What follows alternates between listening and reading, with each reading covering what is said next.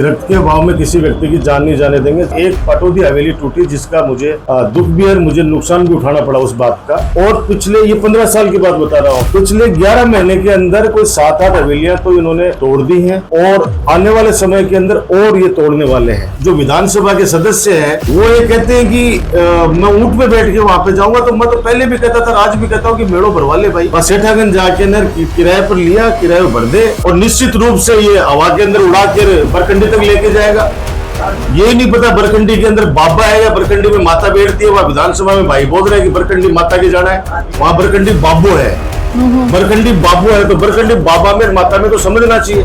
पिछली बार 80,000 वोट मिले थे, जनता ने इस बार 90,000 वोट दिए हैं। सर, हेलो नवलगढ़ की पूरी टीम की तरफ से पहले तो आपको जन्मदिन की बहुत बहुत बधाइयाँ। Thank you so much ma'am. अब जैसे हमने सभी लोगों से बातचीत करी तो 2006 से आपने ये रक्तदान शिविर का आयोजन शुरुआत किया था और आज इतने साल हो गए। तो धीरे धीरे पहले के टाइम पे जब स्टार्ट किया था शुरुआती दौर में तो लोग डरते थे रक्तदान करने से, और आज कैसा लग रहा है इतनी आसपास के गांवों से इतनी भीड़? वो क्या है कि 99 में हमने संकल्प लिया था, 1999 की बात बता रहा हूँ आपको, कि रक्त के भाव में किसी व्यक्ति की जान नहीं जाने देंगे। जब मैं राजस्थान विश्वविद्यालय का छात्र संघ अध्यक्ष बना, कुछ ऐसा वाकया हुआ था वहाँ पे SMS हॉस्पिटल में। हम 5-4 लड़कों ने जाकर किसी अनजान व्यक्ति को ब्लड दिया और उन्होंने ऐसी दुआएं दी हमें। उसके बाद हमने संकल्प लिया कि भाई ये काम तो करेंगे। और उसके बाद लगातार ही इस काम में हम लोग लग गए। जब 2006 में पहली बार नवलगढ़ की बाबा राम साहब पीर की धरा पर जब लगाया हमने कैंप, तो ये सच्चाई है कि उस समय जागरूकता नहीं थी तो लोग डरते थे और माता पिता भी मना करते थे। दुनिया की छोड़ो, मेरी माँ खुद कहती थी कि तेरे एक बोतल खून निकाल सीखे, तो वो डर लगता था उनको। लेकिन आज मुझे कहते हुए गर्व है कि आपने देखा होगा किस तरीके से चाहे लड़कियां हों चाहे लड़के हों, किस जोश के साथ में, किस उत्साह के साथ के अंदर आज रक्तदान कर रहे थे। उस समय डर था, जागरूकता का अभाव था। फिर धीरे धीरे जागरूकता बढ़ती गई। हमने कि आप सोचिए कि मेरे जन्मदिन पे 80 कैंप लगते हैं पूरे राजस्थान में। कोई कहाँ पे लगाता है, कोई कहाँ पे लगाता है।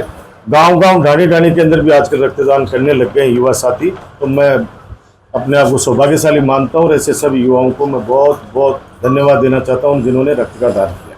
ठीक है। और सर कल उपचुनाव थे और 7 सीटों पर उपचुनाव हुए हैं, तो आपको क्या लगता है कितनी सीटों पे कांग्रेस की सीट है? देखो, चुनाव हम तो ये कहेंगे 7 की 7 सीटें जीतेंगे, लेकिन अब इलेक्शन होता है।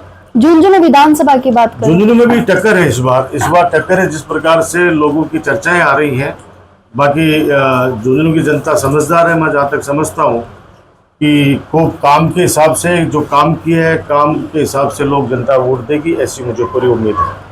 ठीक है। और यहाँ पर अभी कुछ दिनों से सर सोशल मीडिया पे बहुत सी ये आ रहा है कि हवेलियों को हाईलाइट कर रखा है कि हवेलियां टूट रही है। तो ये एक अपनी जो नवलगढ़ है उसको हेरिटेज सिटी कहा जाता है और हवेलियां टूट रही है, तो इस पे क्या विचार है? तो मेरा इसमें सीधा ये मानना है कि मेरे 15 साल के कार्यकाल के अंदर एक हवेली टूटी है तो मेरे नॉलेज में, बाकी पता नहीं अंदर किसी ने कोई तोड़ लिया तो मैं कह नहीं सकता, लेकिन एक पटौदी हवेली टूटी जिसका मुझे दुख भी है, मुझे नुकसान भी उठाना पड़ा उस बात का। और पिछले ये 15 साल की बात बता रहा हूँ आपको, पिछले 11 महीने के अंदर कोई 7-8 हवेलियां तो इन्होंने तोड़ दी हैं और आने वाले समय के अंदर और ये तोड़ने वाले हैं।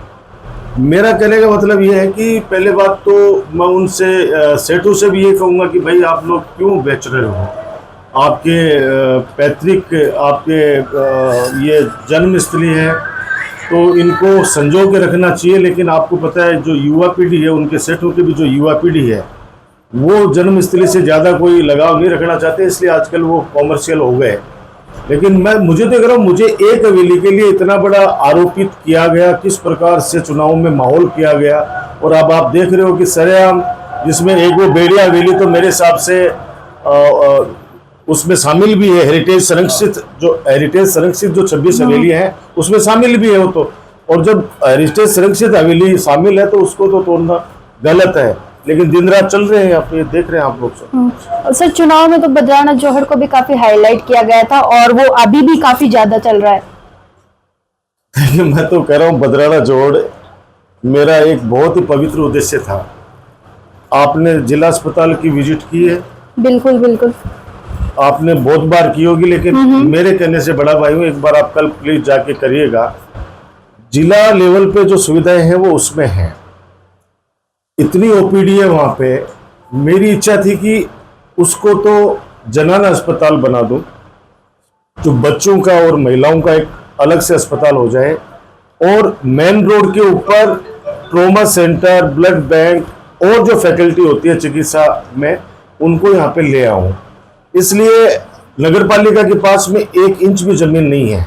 अगर आप नगर पालिका को हम कहें, आप क्या सोच रहे हो हॉस्पिटल जो बना हुआ है वो क्या गवर्नमेंट की जमीन पे बना है? नहीं, वो स्वर्गीय डॉक्टर रामेश्वर जी सैनी जी से हमने झोली फैला के 10 बीघा जमीन दान में ली थी जब मैं मंत्री था, और उनको विश्वास दिलाया था कि भामाशाह, आपके जो भामाशाह हैं, आपका सम्मान भी करेंगे। आपने देखा होगा वहाँ पे उनके बाबूजी की, माताजी की वहाँ पे स्टेचू लगाई है वहाँ पे।